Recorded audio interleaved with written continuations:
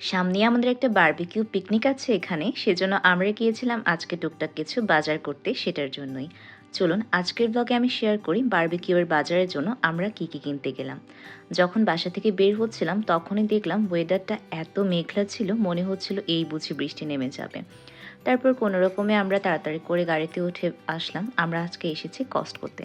আমরা অ্যাকচুয়ালি এসেছি হচ্ছে বারবিকিউর শপিং করতে, বাট ঢুকতে যেহেতু ক্লোথিংয়ের একটা সেকশন পড়ে এখানে, তো আমরা এখানে কিছু কাপড়ও দেখছিলাম। তারপর চলে গেলাম হচ্ছে মাংসের সেকশনে। আমাদের বারবিকিউ পিকনিকের সবগুলো আইটেমের মধ্যে একটা আইটেম হবে হচ্ছে মাটন অথবা ল্যাম্বের রিব। তো আমরা হচ্ছে কস্টকোতে যে এরকম প্যাকেট করা ল্যাম্বের রিবগুলো পাওয়া যায় সেগুলো হচ্ছে দেখছিলাম। আমাদের প্ল্যান ছিল এগুলো হচ্ছে মানুষ হিসেবে গুনে আমরা নিয়ে নিব। তো আমরা এখানে মোটামুটি 4টা ল্যাম্বের প্যাকেট নিয়ে নিয়েছি, যেগুলো দিয়ে আশা করি আমাদের হয়ে যাবে। তারপর এখানে কিছু হচ্ছে আস্ত ল্যাম্ব দেখছিলাম, যেটা হচ্ছে পাউন্ড হিসেবে হয়তো বা তারা প্যাকেট করে বিক্রি করে। এটা আস্তটা আমাদের নেওয়া হয়নি, আমরা হচ্ছে সবসময় পিস করে কাটা যেটা থাকে সেটা নিয়ে থাকি। বাট আমার কাছে মনে হয় এই ল্যাম্বটাও খেতে খুব ভালো হবে, এটা একবার আমাদের নিয়ে দেখতে হবে। তারপর এখানে কিছু হচ্ছে ফিশের সেকশনে মাছ দেখছিলাম। যদিও আমাদের এখন বাংলাদেশে একটা দোকান থেকে মাছ নেওয়া আছে, বাট নেক্সট টাইম অবশ্যই ওদের এখান থেকে ট্রাই করব।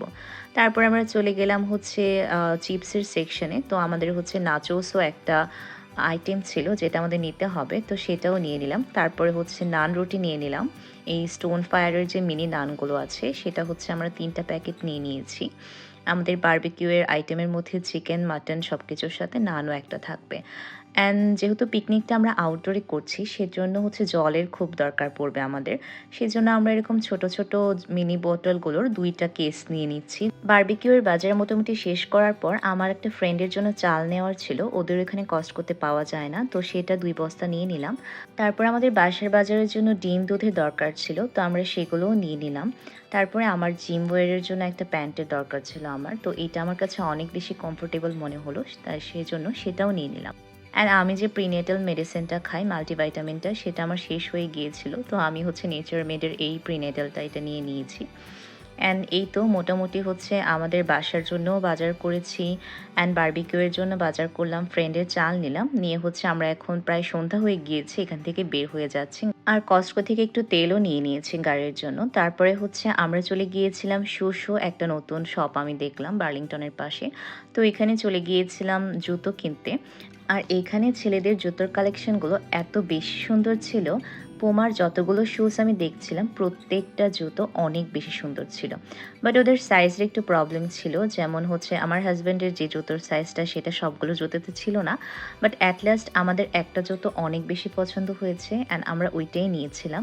আর ওই জুতোটা দেখতেও অনেক বেশি সুন্দর ছিল আর কি। তারপরে আমি আমার নিজের জন্যও কিছু জুতো দেখতে গিয়েছিলাম। আমার আসলে মেইনলি স্যান্ডেল নেওয়ার দরকার ছিল এক জোড়ো, বাট কোনো স্যান্ডেলই আমার ওরকম মনোভূত হচ্ছিল না, কারণ কোনো স্যান্ডেলে হয়তো বা হিল ছিল বা কোনোটা অনেক বেশি ফ্ল্যাট ছিল। আমি যেহেতু এখন আর খুব বেশি একটা হিলে কমফোর্টেবল না, সেজন্য হচ্ছে আমি ভাবলাম যে না আচ্ছা থাকুক, আমি এখন আর না নিই, আমার জন্য হয়তো বা স্পোর্টস শু নিলেই বেশি বেটার হয়। তারপরে আমরা এখান থেকে বিলিং করে চলে গেলাম, পাশেই বার্লিংটন ছিল, সেখানে একটা ড্রেস দেখতে। বা ড্রেস দেখতে গিয়ে আমি দেখলাম যে একজোড়া জুতো ছিল পুমার হোয়াইট কালারের, যেটা আমার অনেক বেশি পছন্দ হয়েছিল।